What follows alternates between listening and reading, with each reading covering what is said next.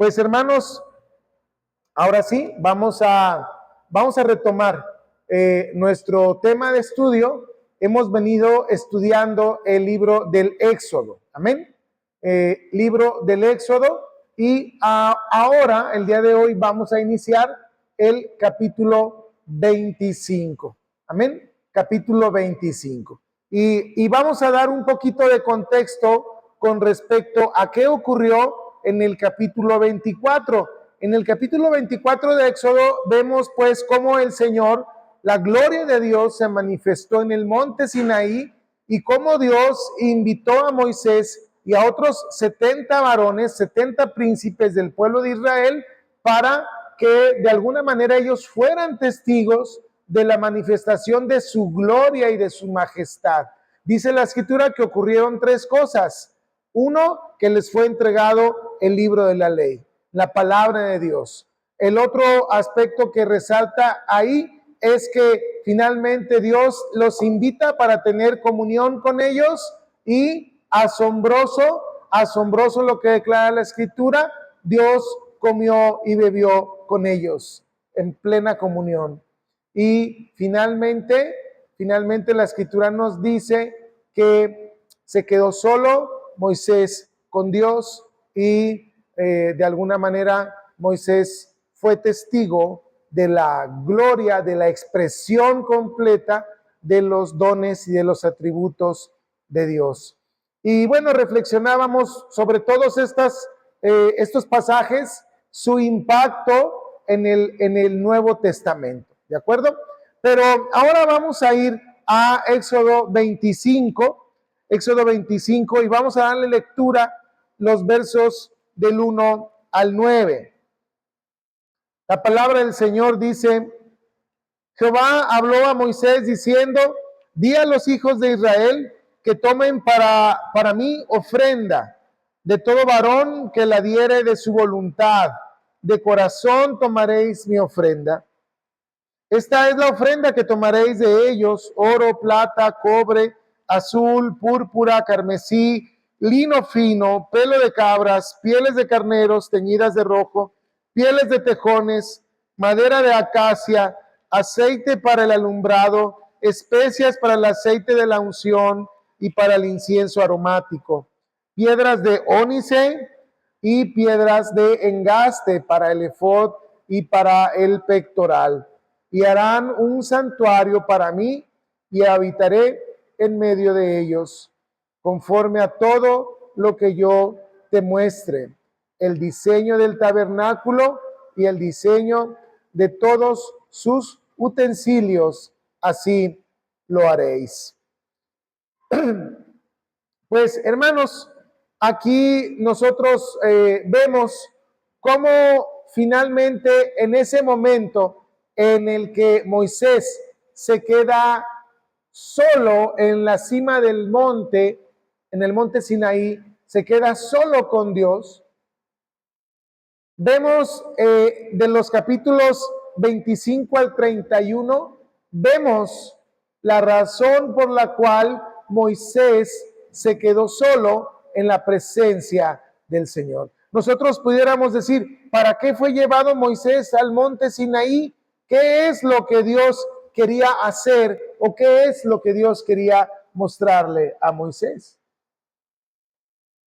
Y nosotros, conforme vayamos estudiando, vamos a ver cómo Dios le va mostrando a Moisés un modelo acerca de cómo, porque no solo fue el tabernáculo, hermanos, sino comprendía todo un modelo, todo un esquema de adoración, de alabanza y de servicio al Dios único, al Dios verdadero, al Dios omnipotente, al Dios de Abraham, al Dios de Isaac y al Dios de Jacob. Dios estaba ahí con Moisés para revelarle los qué y los cómo debía el pueblo de adorarle a él, que es el Dios todopoderoso. Entonces, bueno, comenzamos con esta primera parte, donde Dios le dice a Moisés que debe de solicitar ofrenda a todo varón del pueblo de Israel. Y cuando nosotros, hermanos, hablamos de la ofrenda, de que Dios solicita ofrenda, de que Dios está demandando de su pueblo ofrenda, bueno, si tú pusiste atención, te vas a dar cuenta que no era cualquier ofrenda. O sea, Dios no dijo, traigan tierra, traigan piedras ahí del monte, no, sino hablamos de qué, de cosas que eran qué, valiosas. Hablamos de oro, hablamos de plata, hablamos de cobre, hablamos de púrpuras, de carmesí, de telas finas, de pelo de cabras, de pelo de carneros y etcétera, etcétera. Cosas que para el pueblo de Israel pues significaban un valor, ¿de acuerdo? Muchas veces cuando leemos este tipo de pasajes y a lo largo de toda la escritura, cuando vemos que Dios demanda ofrenda de su pueblo, pareciera como si Dios necesitara algo, como si Dios necesita del hombre, como si Dios tuviera alguna necesidad.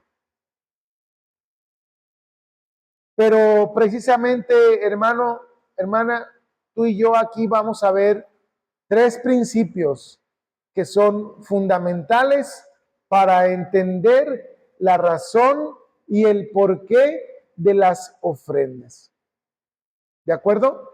Si tú observas en el verso 2, Dios habla de que la ofrenda tiene que ser de su voluntad, de corazón.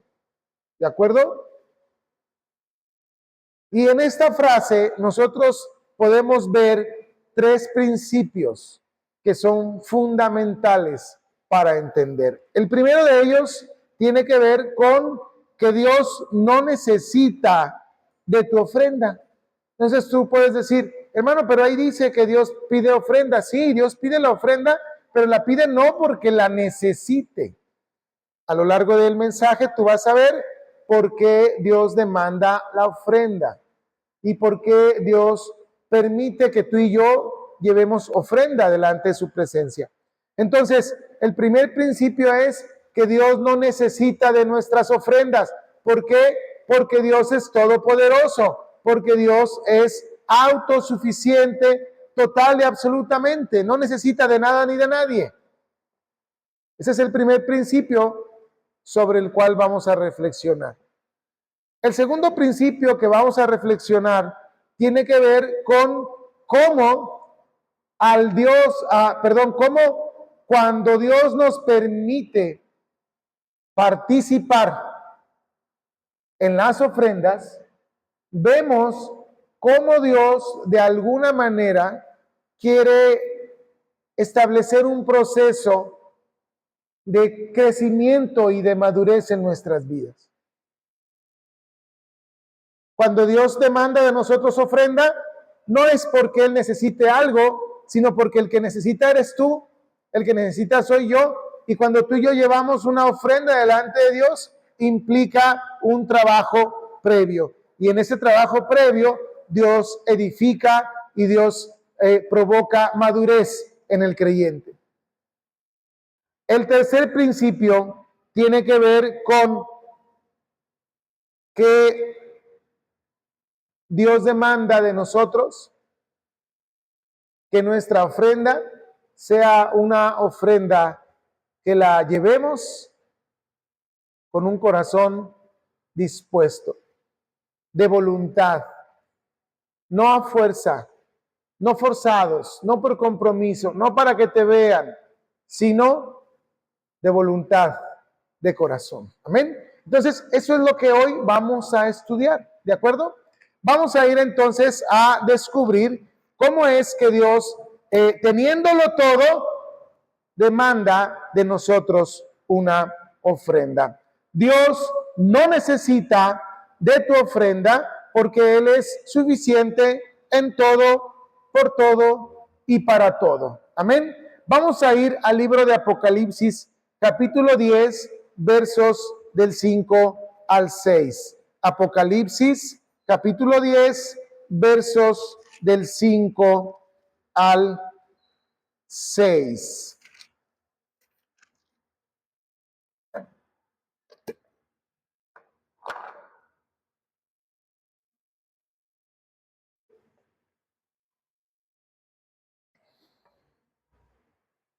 Amén. Ponga atención de cómo Dios es descrito aquí. Amén. Apocalipsis 10, versos del 5 al 6, dice la palabra del Señor. Y el ángel que vi en pie sobre el mar y sobre la tierra, levantó su mano al cielo y juró por el que vive por los siglos de los siglos, que creó el cielo y las cosas que están en él, y la tierra y las cosas que en ella, que están en ella, y el mar y las cosas que están en él, que el tiempo no sería más. En esta visión del Apocalipsis vemos que la Escritura nos narra que un ángel mira al cielo y jura. ¿Por quién? Jura por el que vive por los siglos de los siglos. ¿De quién está hablando, hermano, hermana? Pues del Dios eterno, del Dios que es ayer, hoy y siempre. Entonces, la Biblia nos describe que Dios es eterno. Dios se revela a su pueblo como el Dios eterno, que no tiene principio y que no tiene final. ¿Sí? Ahí vemos un concepto que tiene que ver con el principio de que Dios no es un ser creado, sino que al contrario, Él es el creador de todo. Él es el creador de todas las cosas. Él es el creador de los cielos y de lo que habita en los cielos. Y tú pensarás tal vez solo en las aves, ¿verdad? Tú dices, bueno, pues sí, las aves, los pajaritos, las nubes, sí, pero también recuerda los cielos en el sentido espiritual. Él creó los cielos. ¿Y quiénes habitan en su presencia? Pues los ángeles, los querubines, los serafines, toda la corte celestial. Ah, bueno, Dios los creó. Entonces, como Dios los creó, pues Dios no depende de ellos, sino ellos dependen de Dios. Ese es un principio que no hay que olvidar. Entonces, aquí Apocalipsis nos presenta al Dios eterno, al Dios creador, al Dios que da vida, al Dios que sostiene a lo que creó. ¿Sí? Fíjate, hermano, cómo esta misma descripción tiene lugar en el libro de los Hechos, capítulo 17, versos 24 al 25. Fíjate cómo nos describe el libro de Hechos, capítulo 17, versos del 24 al 25. El Dios que hizo el mundo y todas las cosas que en él hay, siendo Señor del cielo y de la tierra. ¿Sí te fijas cómo es exactamente la misma descripción? No falla, hermano, la palabra de Dios no se contradice. Y entre el Apocalipsis y el libro de los Hechos hay una distancia de años. Pero ¿por qué no se contradice? Porque es la misma palabra de Dios. Y como Dios se revela al hombre, pues Dios no va a cambiar. Y entonces aquí se le presenta como el Dios que hizo el mundo y todas las cosas que en él hay. Todas las cosas, todas. Luego también se le presenta como el Señor del cielo y de la tierra, que no habita en templos hechos por manos humanas. Y entonces tú dirás, pastor, pero no dice que en el Éxodo capítulo 24, con el verso que iniciamos, que Dios quería construir un tabernáculo para habitar con su pueblo. Sí, efectivamente, pero aquí dice que Dios no habita en templos hechos por las manos de los hombres. Sí, ahí se contradice. No, ¿Cómo? Bueno, es que el tabernáculo era una representación, era una manera de establecerle al pueblo que la presencia de Dios estaba con ellos. Pero hermano, si nosotros somos realistas, no hay lugar en el mundo, ni construcción en el mundo, ni ha habido construcción en la historia de la humanidad que pueda contener la majestad, la gloria de nuestro Dios. Es más, dice la Escritura que la tierra es el estrado de sus pies. Imagínate la grandeza de nuestro Dios.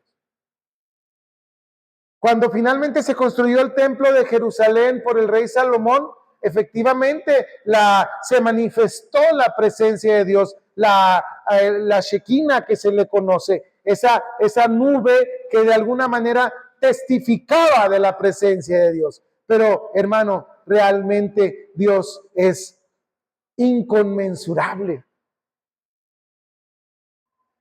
Dios no lo puedes tú meter encasillar en algo que tú y yo podamos construir. A eso se refiere aquí Hechos. Dice, no, Dios es tan grande, Dios es el Señor del cielo y de la tierra, de la creación. Él es el que hizo todo lo que tú y yo podemos ver. ¿De qué manera crees que Él puede caber en un templo construido por las piedras y por las manos de los hombres? ¿De qué manera crees que eso puede ocurrir? Eso no es posible, porque nuestro Dios es enorme, es grande. De eso está hablando ahí. Entonces la pregunta es, ¿tú crees que con esta majestad Dios necesitará algo de ti y de mí? Pues no, al contrario. Fíjate cómo avanza en esta descripción. Ni es honrado por manos de hombres. Ah, caray, ¿cómo ni es honrado? Sí, cuando la Escritura habla aquí de honrar, tiene que ver con el hecho de servir. Y tú dirás, pero si Dios nos habla en su palabra que hay que servirle, sí, que hay que honrarle, sí, se está contradiciendo, pastor. No. Entonces, ¿cómo? Fíjate bien, ¿Dios necesita que tú le sirvas? O sea, ¿Dios necesita que tú le sirvas? A ver, piénsalo. O sea, ¿Dios necesita que tú le sirvas? ¿Dios necesita que yo esté aquí predicando su palabra? ¿Dios necesita que tú estés aquí escuchando su palabra? ¿Dios lo necesita? ¿Quién lo necesita? Tú y yo le servimos, le honramos, le glorificamos, porque para nosotros es una necesidad. ¿Sí? Pero Él no necesita, Él no va a dejar de ser Dios si tú vienes a la iglesia o no vienes.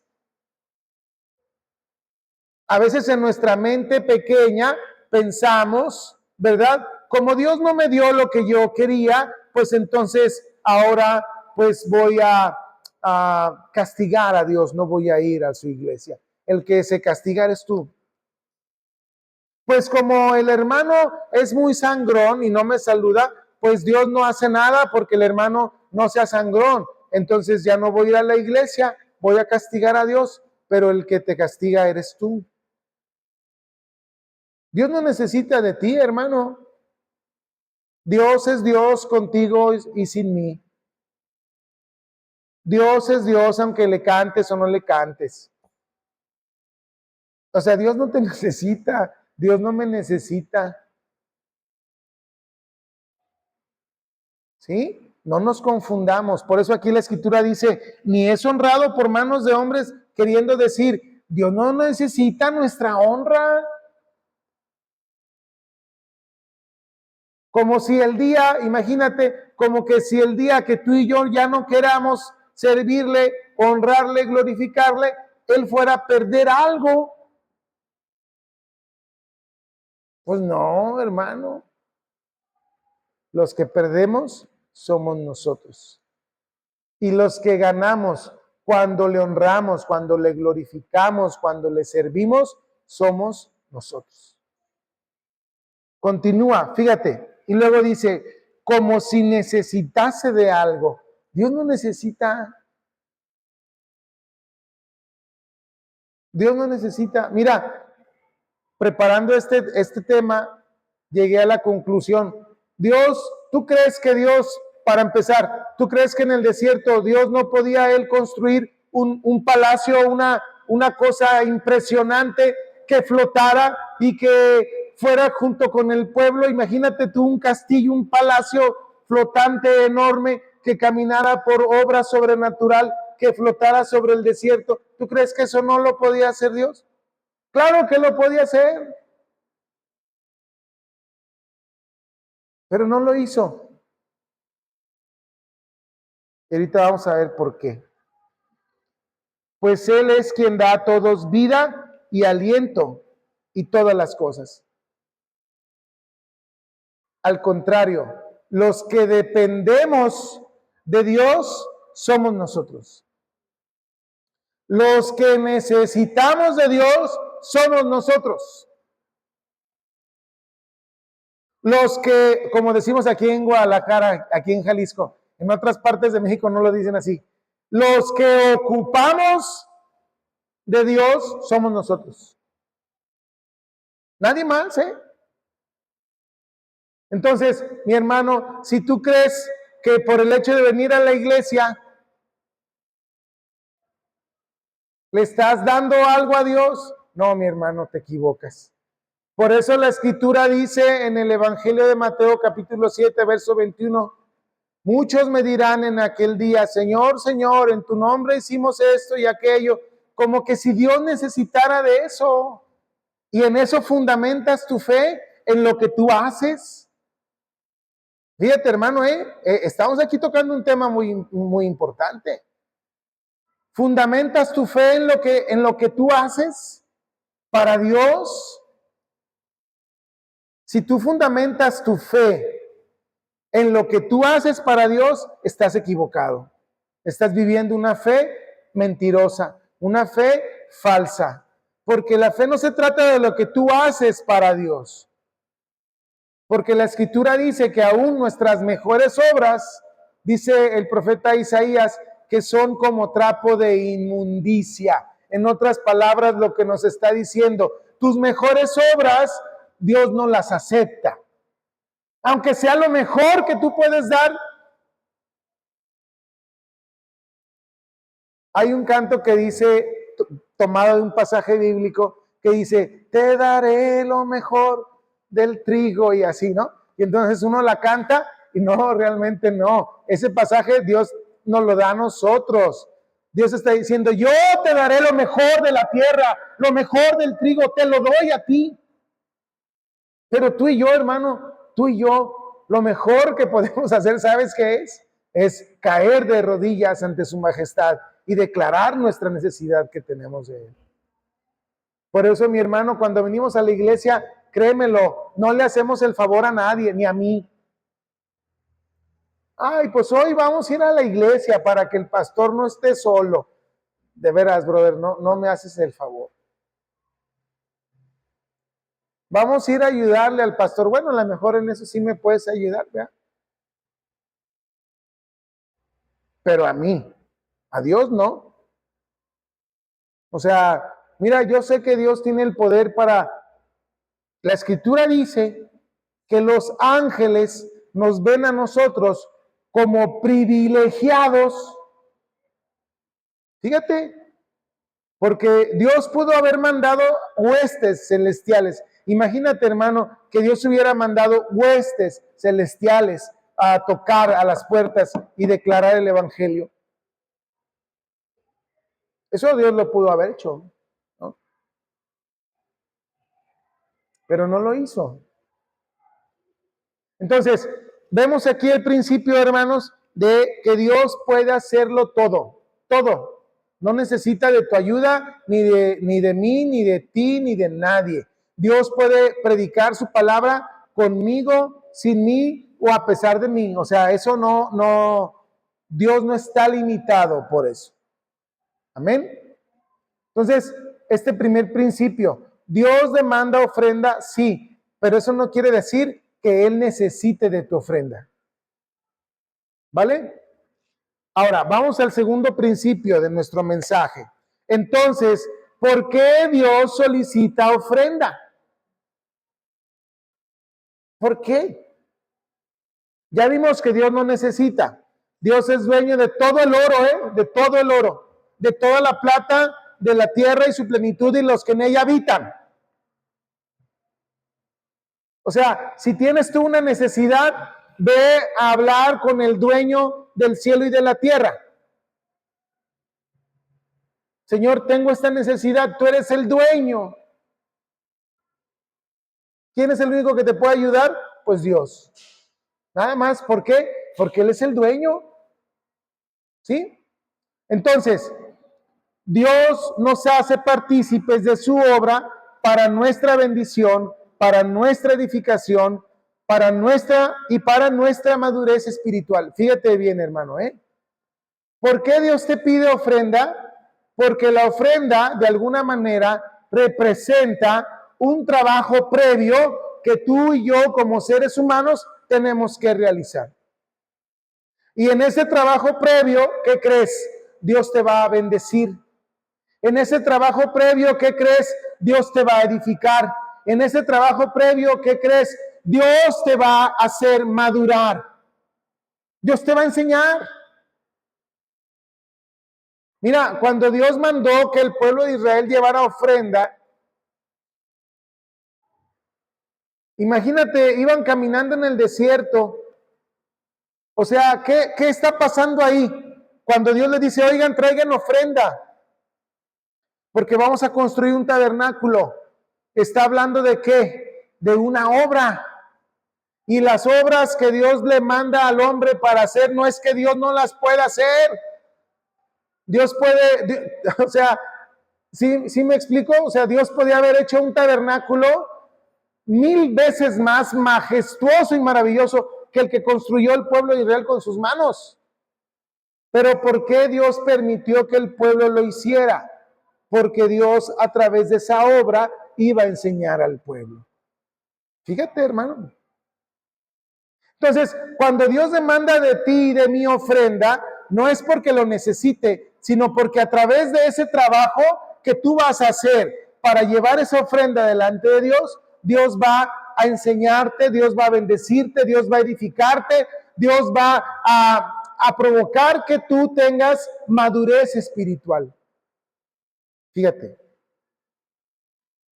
¿Cómo? Vamos a Efesios capítulo 5. Fíjate bien lo que dice Efesios capítulo 5.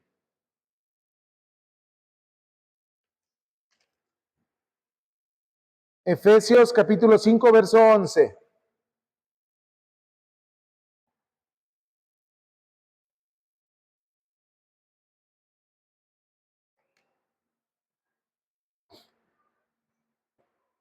Amén.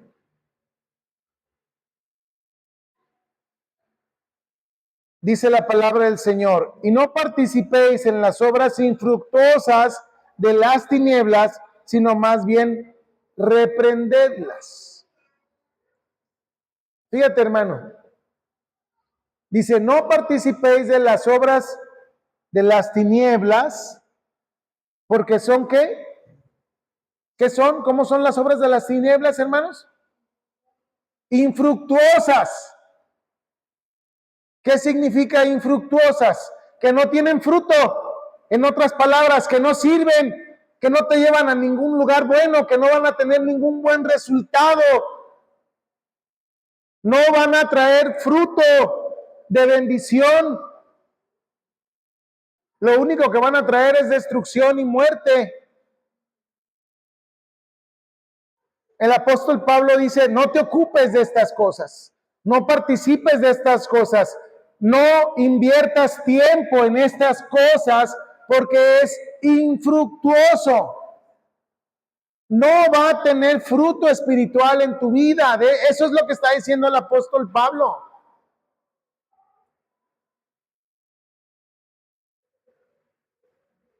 Muchas veces nosotros, en nuestra carne, hermano, no participamos de las obras que Dios quiere que hagamos porque no tenemos tiempo. Fíjate, Pero ¿qué tal el Face? ¿Qué tal el Instagram? ¿Qué tal el TikTok? ¿Qué tal tantas cosas, hermano? Fíjate cómo son esos esquemas, ¿eh? Te lo digo porque a mí también me pasa, no creas que nada más lo digo por decir. El Facebook y todas esas cosas están diseñadas para que tú le das el video y luego le das otro y le das otro y le das otro y puedes estar literal 24 horas dándole y dándole y dándole y dándole y nunca se va a acabar. Yo no sé de las computadoras ni nada, pero entiendo que diseñan ciertos algoritmos para que esos videitos nunca terminen. Y le das a uno y le das a otro y le das a otro y le das a otro y le das a otro y nunca terminan. Y ese es por poner un ejemplo. Antes pues se usaban las novelas, ¿verdad? Y la gente se la pasaba la tarde viendo la telenovela, pero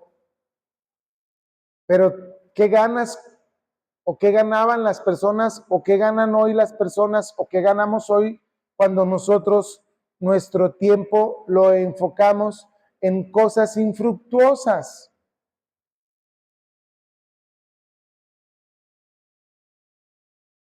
Nuestros pecados, a ver, reflexiona esto. El pecado no solo nos roba la paz, no solo nos quita bendición en nuestra vida, también nos quita ¿qué? Tiempo. Tiempo. Sí, mi hermano, porque pecar no es así como en un 2x3.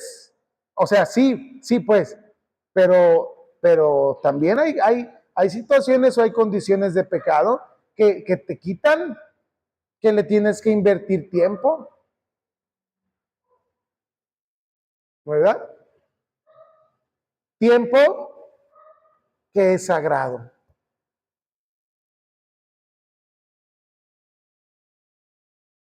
Regularmente voy a un centro de rehabilitación a compartir la palabra y, y las personas que están ahí están encerradas durante 2 o 3 meses, según su condición.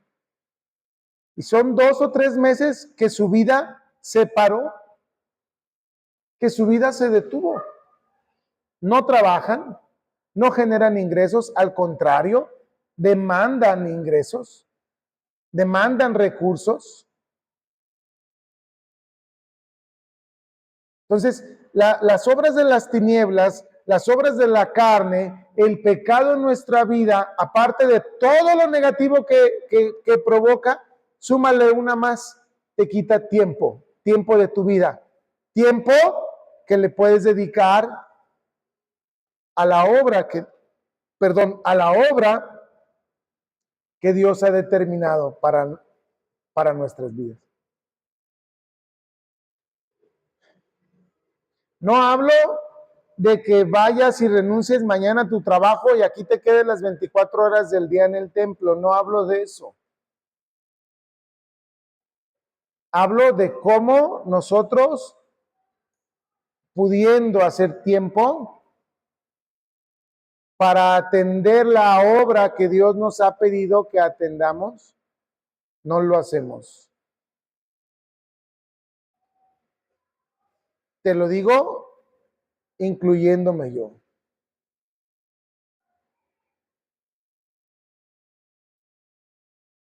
¿Sí?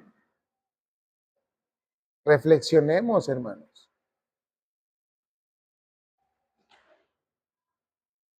Es triste ver cómo muchas veces antes de las cosas de Dios hay otras cosas. Antes. ¿Está el ir a la iglesia o nos vamos de paseo? No, pues eso no. Pues obviamente el paseo.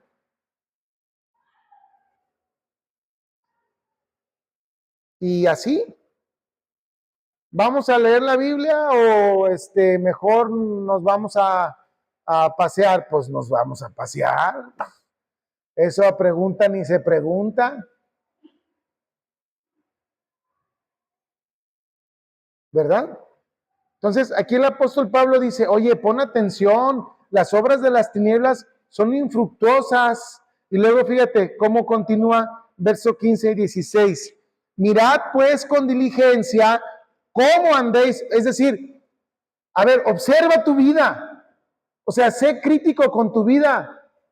No vivas así al año más, a ver qué sale. No, observa tu vida, observa qué es lo que estás haciendo, a qué le inviertes tiempo, a qué te dedicas. ¿En qué estás usando tu vida? ¿En qué estás usando tu tiempo? Dice, no como necios, sino como sabios. Es decir, observa tu vida y razona. ¿Estás viviendo sabiamente o estás viviendo como un necio? ¿Cómo es un necio? Un necio no entiende. Un necio no entiende que no entiende.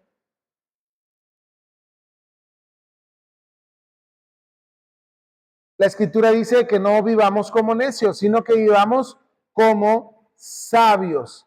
¿Cómo es vivir sabiamente? A ver, ¿cómo es vivir sabiamente? ¿Cómo te imaginas? ¿Qué es vivir sabiamente? Si te preguntan, ¿qué crees? Fíjate, ahí está la respuesta en el verso 16. ¿Ya lo tienen ahí? Que dice, aprovechando bien el tiempo. Aprovecha el tiempo, hermano, en lo que estás aquí, en lo que estás sano. Mire, hermano, porque usted no sabe qué vaya a pasar mañana. Yo no sé qué va a pasar mañana con mi vida, si vivo o muero, yo no sé. Y a veces decimos, no, mejor la siguiente semana, mejor el siguiente domingo vamos y tú no sabes si va a haber siguiente domingo para ti, brother. ¿Quién te asegura? ¿Verdad? Y al cabo el pastor sube los mensajes, ahí los vemos. Pero no sabes qué vaya a pasar mañana. Entonces, el apóstol Pablo dice, oigan, aprovechen el tiempo. Pero ¿qué es aprovechar el tiempo desde el punto de vista bíblico? Aprovecha el tiempo para servir al Señor. Aprovecha el tiempo para ofrendar al Señor. ¿Ofrendar qué? Tu vida, hermano, nuestras vidas.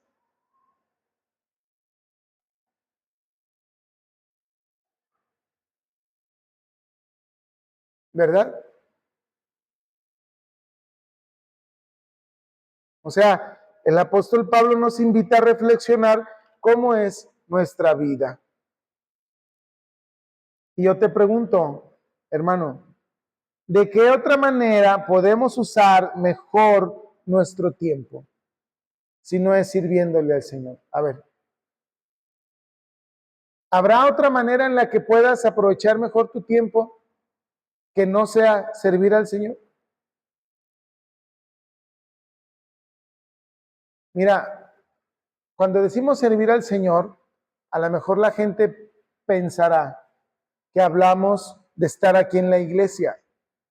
Pero hermano, servir al Señor, debes de saberlo, que es mucho más que estar en la iglesia.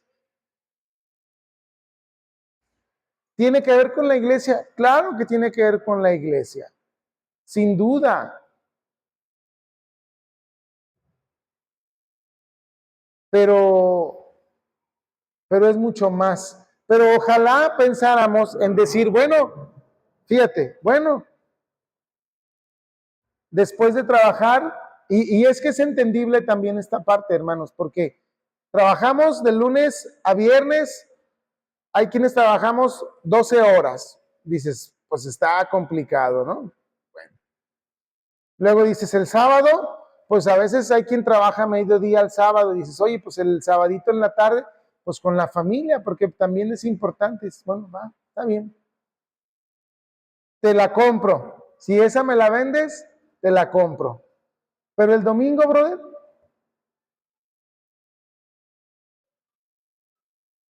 ¿le regateamos a Dios de veras el tiempo del domingo? Fíjate, hermano, ¿eh? Cambiamos el horario del domingo en la mañana porque se nos complicaban los horarios. Bueno, lo cambiamos. Pensamos a las 6. No iniciamos a las 6. Estamos empezando entre 6:30, casi 10 a las 7. Al rato, hermanos, vamos a empezar aquí a las 8 de la noche y vamos a... Digo, o sea, eso habla de que entonces hay otra prioridad, ¿verdad? Entonces, el apóstol Pablo nos lleva a hacer una reflexión y nos dice, oigan, aprovechen el tiempo, aprovechenlo para el Señor, porque número uno, no sabes qué va a pasar mañana, si vas a amanecer o no vas a amanecer. No puedes confiar que te vas a levantar. Es decir, no puedes dar por hecho. Confiamos en el Señor que vamos a amanecer mañana, pero no lo puedes dar por un hecho. Y dos, tú no sabes si el Señor venga en 10 minutos o en 1 hora o el día de mañana sea el último amanecer, porque el Señor Jesús viene por su iglesia. ¿Y qué tal que nos agarre nosotros trabados en tantas cosas?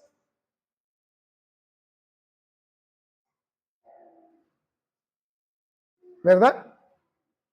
Trabados en nuestros asuntos terrenales. Bueno, yo no sé tú, pero a mí me pone a reflexionar. Yo veo esto y digo, caray, Señor, ayúdame a organizar mi tiempo para servirte mejor. Para servirte en donde esté. Si estoy en mi trabajo, a ver, hermano, ¿tú le puedes servir a Dios en tu trabajo? ¿Puedes o no puedes? Ah, pues sírvele, sírvele. ¿Puedes servir a Dios en tu casa con tu familia? Sírvele. ¿No dice la escritura que hagamos todas las cosas como para quién?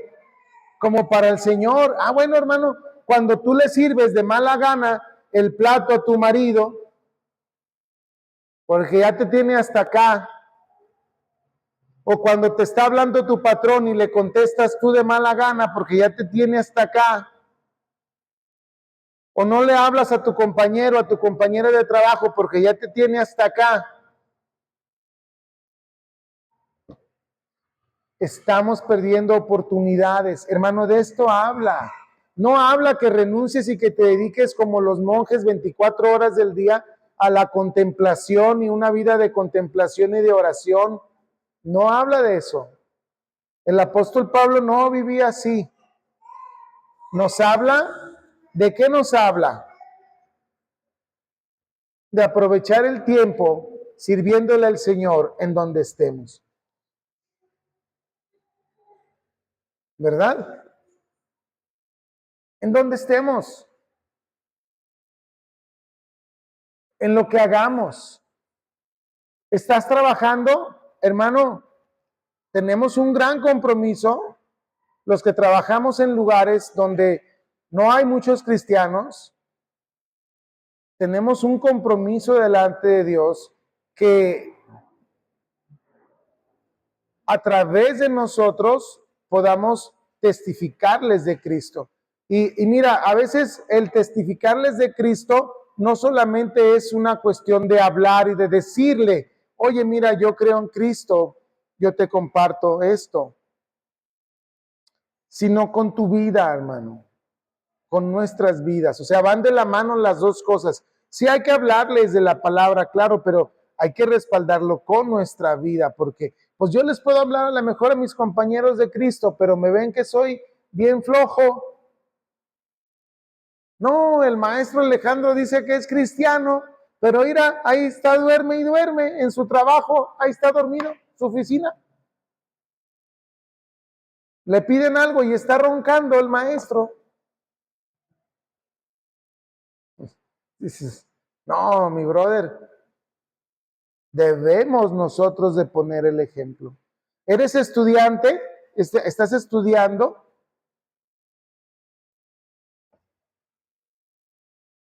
el mejor. Sí, mi hermano, discúlpame, pero imagínate un estudiante cristiano bien vago, bien burro, que no obedece, que no atiende al maestro, que no atiende a la maestra, pues dices, ay, ¿qué clase de cristiano? Es decir, se tiene que reflejar nuestra fe como ofrenda delante de Dios. Y fíjate, y Dios a partir de ese proceso nos bendice, nos construye, nos edifica y nos da madurez espiritual. Amén. El último principio de nuestro mensaje. Entonces, Dios no necesita nada, aunque demande de nosotros ofrenda, sino que demanda ofrenda porque en el proceso Dios te va a edificar, te va a bendecir y te va a dar madurez. Invierte tu tiempo en el Señor y Dios te va a enseñar, te va a bendecir y vas a madurar. Amén. ¿Estamos de acuerdo en eso? Si tú no dedicas tu tiempo para el Señor, ni vas a crecer, ni vas a madurar, ni vas a tomar carácter de creyente, de cristiano. Amén. Si no lees tu Biblia, si no oras, si no todo eso, no vas a crecer, no vas a ser edificado. Si no vienes a la iglesia, ¿verdad? Bueno. Tercer principio y último de nuestro mensaje. Al ofrendar, lo único que Dios demanda es dar de corazón. ¿Por qué crees que Dios demanda que nuestra ofrenda vaya acompañada de un corazón sincero, de un corazón agradecido, de un corazón dispuesto, arrodillado, humillado delante de la presencia del Señor? ¿Por qué crees? Pues porque Dios pesa a los corazones. Mira, no habla Dios de cantidades. Alguien dirá, pastor, pero habla del diezmo. Sí, sí, habla del diezmo. Pero ¿qué hizo el Señor Jesús cuando ve a aquellos hombres que, mira, literal, eran cántaros de dinero? Cántaros. Cántaros de dinero los que vaciaron ahí en la ofrenda del templo. Cántaros de dinero. Nomás se oían las monedas que caían. Monedas de oro. Y los que los depositaron, usted disculpe, ¿verdad? Pasando ahí. Y llega una viuda, una mujer humilde, viuda, y depositó una monedita de muy poco valor. Si mal no recuerdo, la escritura dice que una blanca, una moneda de muy poco valor. O sea, como decir ahorita una moneda de 50 centavos, ¿verdad? ¿Ya traes tu ofrenda? Sí, ya traigo mi ofrenda. ¿Cuánto es? Pues nomás 50 centavos. Y entonces el Señor Jesús ve eso y dice, mira, esta mujer ha ofrendado más de lo que estos. Y dicen, ¿cómo? Pues ellos, cántaros de dinero. Sí, ellos han dado de lo que les sobra.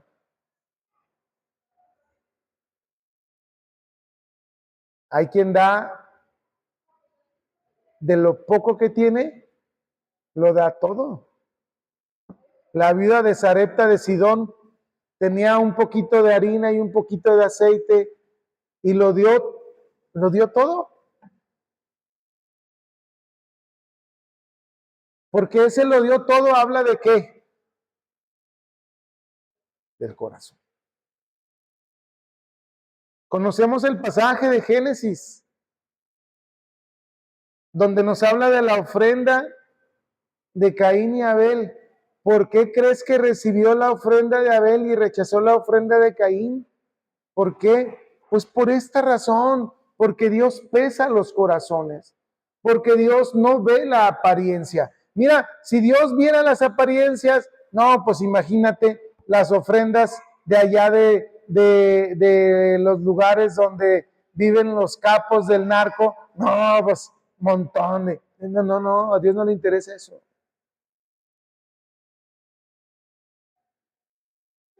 Una vez un jerarca de la Iglesia Católica dijo que una vez que la ofrenda era depositada en el templo, ese dinero ya era... Imagínense nada más. No, Dios aborrece esas cosas. ¿Por qué? Porque a lo que a Dios realmente le importa no es el oro y es la plata, pues Él es el dueño de todo eso. ¿Tú crees que de veras a Dios le importa el oro? ¿Tú crees que de veras a Dios le importa la plata con la que tú y yo vengamos aquí al templo? No, a Dios no le importa eso. A Dios le importa que tu corazón y mi corazón.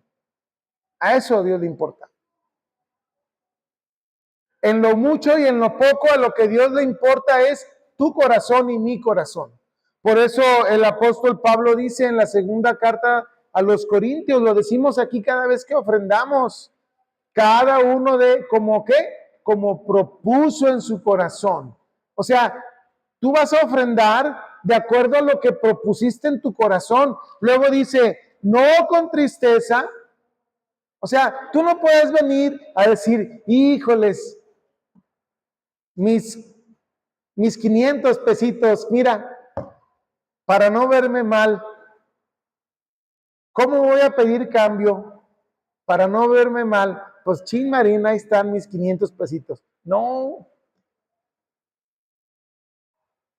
Si vas a dar 10 pesitos, o lo que sea, dice aquí, cada uno de como propuso en su corazón. Fíjate, te voy a platicar una anécdota que a mí me pasó. A mí me conflictuaba mucho el tiempo de las ofrendas cuando yo vivía en Estados Unidos, cuando yo me convertí. Yo iba a la iglesia, me convertí y feliz de la vida. Pero cuando llegaba el tiempo de la ofrenda, yo me entristecía. ¿Por qué crees? ¿Por qué crees que me entristecía? Porque no traía ni un dólar. Cuando yo conocí al Señor, pasé por una condición económica tan terrible que a veces ni para comer me alcanzaba, de verdad, hermano. Y entonces iba al templo, siempre de raite, gracias a Dios, siempre de raite, de ida y de regreso. Y en las ofrendas, yo me ponía bien triste, porque no podía ofrendar. Y yo le decía, Señor, pues te ofrendo mi vida, no traigo ni un dólar. Y un día, ¿qué crees? Le hice así, traía una camisa con una bolsita, y entonces dije, ay Señor, y me sentí algo aquí, dije, ay, a ver qué es, y le abro y traía un dólar. ¿De dónde salió ese dólar? ¿Quién sabe? Y ahí voy con tanto gusto que lo ofrendé, porque era todo lo que tenía. Dios ve nuestros corazones, hermanos. Mira, tú y yo podemos llegar aquí de veras con cántaros de dinero, cántaros. Si tu corazón no es, Dios va a decir, aborrezco esa ofrenda. Pues no lo dice en su palabra. El profeta, creo que fue el profeta Jeremías o Isaías, dice, aborrezco sus lunas nuevas. Aborrezco sus fiestas y sus días de reposo, sus ofrendas.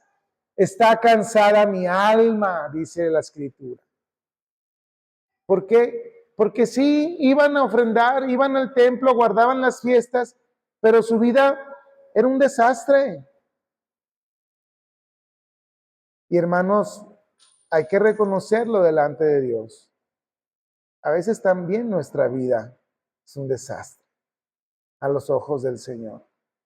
Tú y yo nos justificamos. Tú y yo podemos decir, ay, pues no es tan malo, que tanto es tantito. Sí, pero a los ojos del Señor eso es un desastre.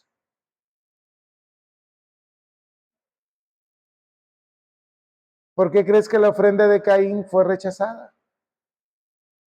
Porque Dios pesó los corazones, porque Dios sigue pesando los corazones. Dios no busca que le demos como si necesitara algo, sino que Dios nos quiere enseñar a partir o a través de la ofrenda. Y con esto voy a cerrar. Dios quiere que nosotros ofrendemos de corazón, así. Después vamos a profundizar sobre este tema, pero ¿sabes tú por qué a David se le nombra en la escritura como un hombre conforme al corazón de Dios? A pesar de que David no fue perfecto. ¿Sabes por qué? Te voy a compartir brevemente cómo un pasaje describe el corazón de David. La escritura dice que ya en sus últimos días de David, David reflexionó sobre todas las bendiciones que Dios le había dado. Imagínate, el rey David, cómo Dios le perdonó sus pecados. Dios no lo quitó del trono cuando cometió adulterio con Betsabé. Dios lo sostuvo en el trono. ¿Tú crees que eso no lo valoró David? Es decir, Dios me pudo haber quitado todo, haberme dejado en la calle, haberme matado, haberme quitado la vida, haberme todo, y no lo hizo.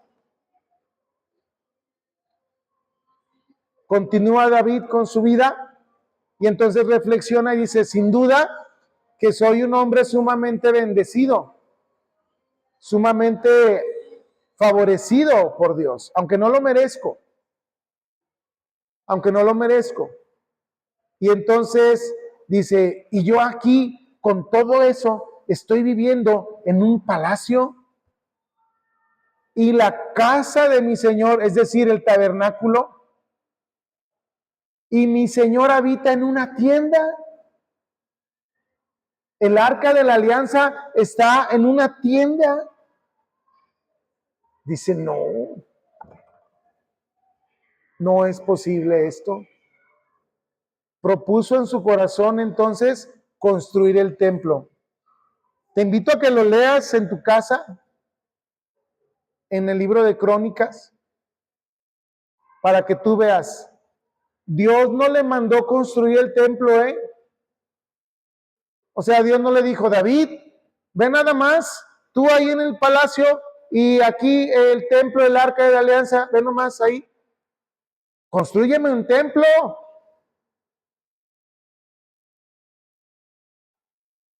Cuando, bueno, es un tema que a lo mejor no tiene que ver, pues, pero cuando alguien demanda la construcción de un templo,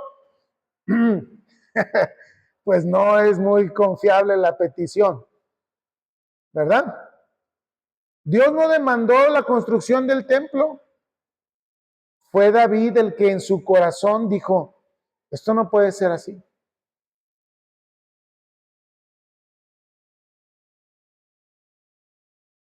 El templo no se construyó finalmente con David, sino lo construyó Salomón, porque Dios vio la intención de su corazón y le dijo Dios a David, mira, David, tú no puedes construirme templo porque tus manos están llenas de sangre, pero de ti va a nacer un hijo tuyo que va a estar en tu trono y va a haber paz y él va a construir el templo. Hermanos, Dios no necesita de nosotros. Nosotros necesitamos de Él. Y cuando Dios nos pide una ofrenda, sea lo que sea, no hablo de solamente el cuestión de dinero, sino una ofrenda, puede ser tu tiempo, puede ser X, Y o Z, lo hace con el propósito de enseñarnos y de alguna manera también para que nosotros veamos nuestro corazón.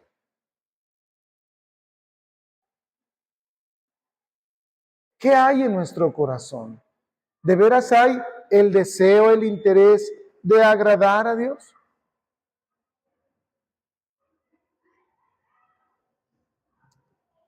Tenemos que reflexionar sobre ello.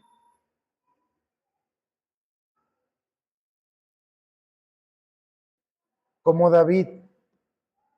Mira, es muy sorprendente este pasaje donde David propone en su corazón. Dios no se lo demandó, Dios no se lo pidió, Dios no se lo ordenó, Dios no le instruyó. De su corazón brotó. Hermanos, que de nuestro corazón también brote el querer agradarle,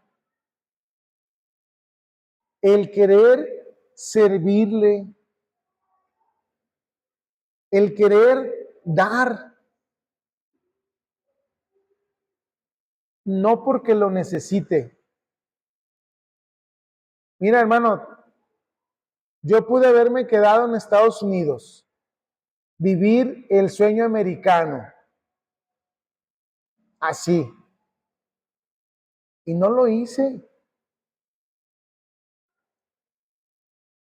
Lo rechacé porque hubo en mi corazón otra cosa.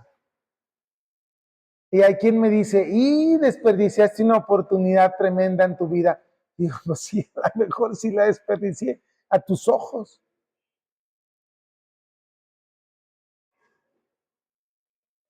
Pero finalmente mi corazón,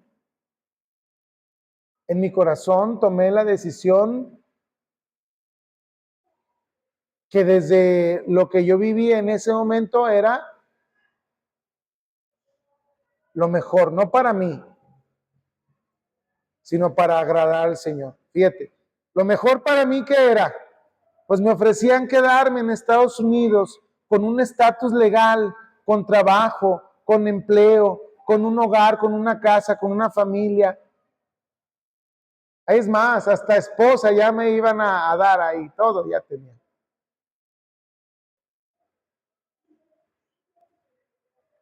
Dios busca nuestro corazón. Lo que vayamos a hacer para el Señor, hagámoslo de voluntad y de corazón. No para quedar bien, no para presumir, no para jactarnos ni para llenarnos de orgullo. Porque si tú y yo hacemos eso, sea lo que sea, Dios lo detesta. El orgullo, mira, Dios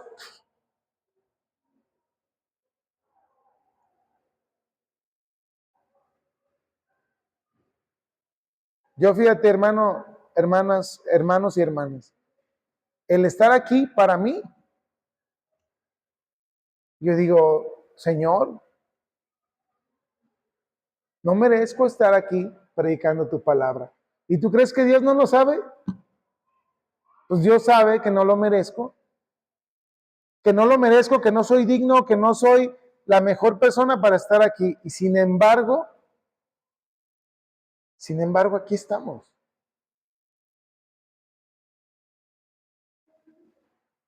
Porque en el servirle, el que sale ganando, el que sale edificado, soy yo. Así es que mi hermano, sirve al Señor de corazón. No porque seas bueno, no porque seas perfecto, no porque te sobre el tiempo, ni las fuerzas, ni las ganas, sino porque Dios te va a edificar, te va a bendecir, te va a perfeccionar de tal manera, como dice el canto, ¿verdad? Que a veces cantamos, y vas a ir creciendo de gloria en gloria. Amén. Así es que mis hermanos, que no quede en saco roto lo que hoy hemos escuchado de la palabra.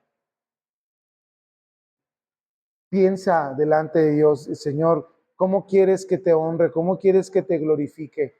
¿De qué manera? ¿Qué quieres que haga, Señor? En tu iglesia, pero en mi trabajo, pero en mi casa. ¿Qué quieres que haga, Señor? ¿Qué quieres que haga? Amén. Vamos a orar. Amado Padre Celestial, te damos gracias.